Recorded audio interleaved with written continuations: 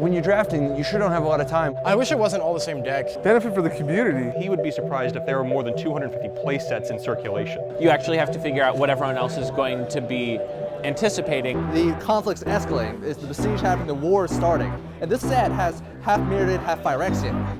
Grasp of Darkness is 2 black mana for an instant to give target creature -4/-4 until end of turn. I'm just excited just to open the packs and just try to build a deck.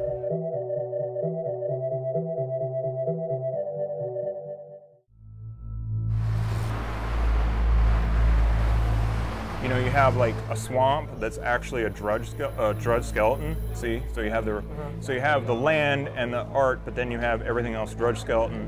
This is a strip mine. Loot border? Yeah, well, it's a mistake, obviously. He was collecting one of every set. He kind of got through all the hurdles of all that stuff and just really didn't have anything else to collect. So he just started collecting a bunch of weird stuff and it just kind of grew from there. My name is Keith Adams. I'm from Cincinnati, Ohio, and I am a Magic the Gathering collector. Right here is an example of where the front is fine, but the back is not. I have been since 1994, and in about 2002, I started collecting Misprints. And it started off innocently at first, but it only got worse from then on. It's a strange thing because some of them you can't play with, so to a tournament player they're worth nothing. But to a collector they're worth, you know, depending on what the misprint is, like if you have a miscut card that you can see like 4 different cards on, those cards are just so rare that they're worth, depending on the cards that you can see, like between 100 and 500 or maybe even 1,000 if it's foil, maybe even more than that. There's like a handful of guys who collect them. So like for me, it's always been whenever I see one, which is very rarely, I try to pick it up and then send it to them and say, how much you give me on this, you know? And you're kind of at their mercy because like, if you don't like their price, what are you gonna do? You know, just sell it to someone else, you know? I think collecting misprints is a lot of fun due to the fact that you just never know what you're gonna get or where.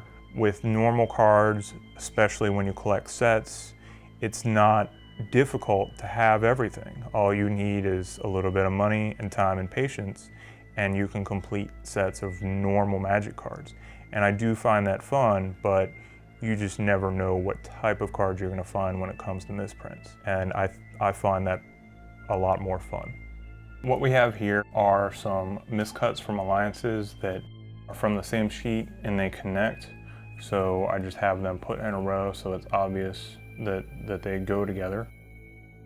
I have another sheet of the same thing. Now this sheet here, these 5 connect, and I've been working on getting the artist to sign them. I just found that artist, so that will be interesting. I have more of the same. Now, as I was mentioning earlier, miscut popular cards go for more, and here is a 4 and black border, City of Brass. His might be one of the most unique collections just because he's got so many, you know, there's only 3 of this card in existence, like the foiled dragon whelp, the original test print foiled dragon whelps. Here we have a revised dragon whelp in which it has a 3-dimensional sticker applied over the artwork. This was their original concept for foils, but it got rejected. The 2 most common types of misprints that you're going to find would be cards that are crimped. They'll have a ridge up at the top or the bottom, or cards that are miscut.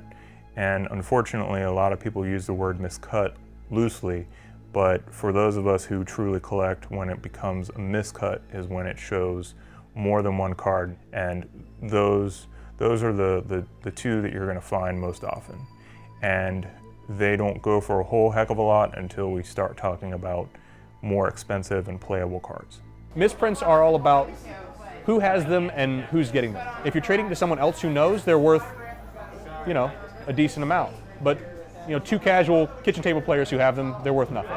Here we have some Mercadian Masked rares in which the back is upside down. It exists in only the foil rares. Here we have a card that has a front on both sides. Here we have Mercadian Mask commons in which we have a front and a back on one side, and then we have a normal back on the other. Here we have some Antiquities cards in which they were test prints. The backs look like this, but the front looks like a normal card. Most of the cards in there are just awesome stuff you'll never see anywhere else. The uniqueness to it is mind-blowing.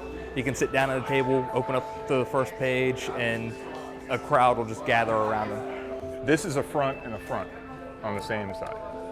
So the only ones I've ever seen like this are Fallen Empires. They have commons and then uncommons on the same sheet. Here we have a counterspell from 5th edition with this on the back. The front of the card is normal.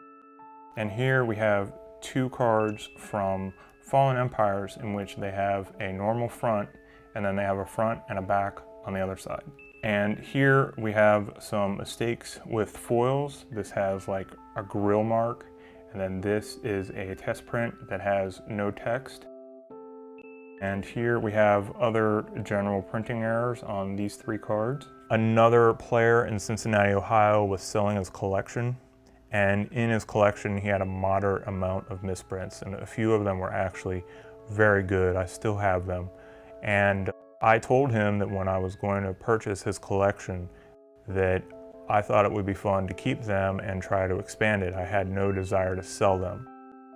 He was very happy about that, and I still run into him every few years and show him how things have been just growing. And I really find collecting misprints more fun than going for a normal Magic set.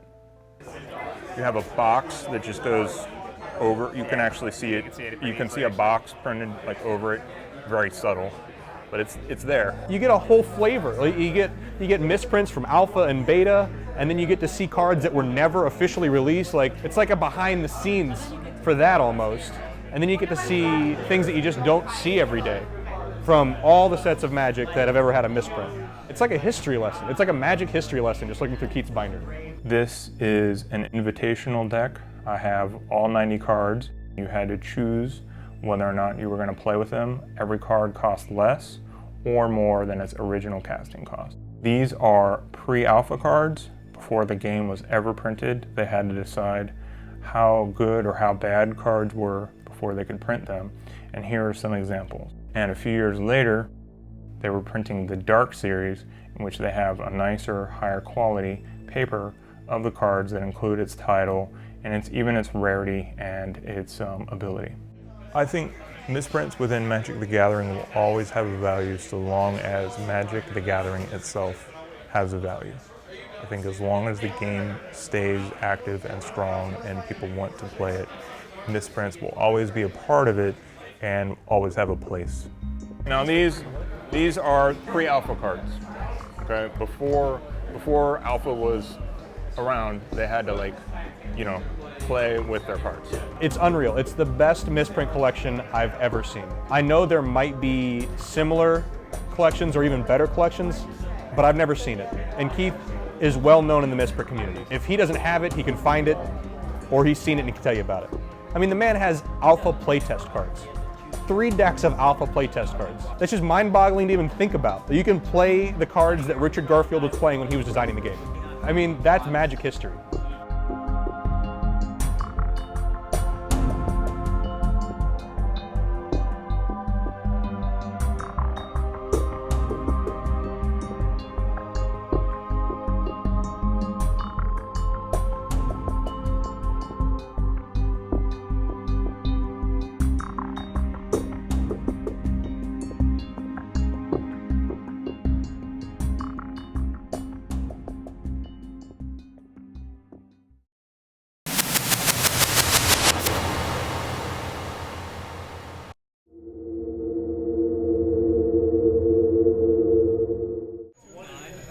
I win!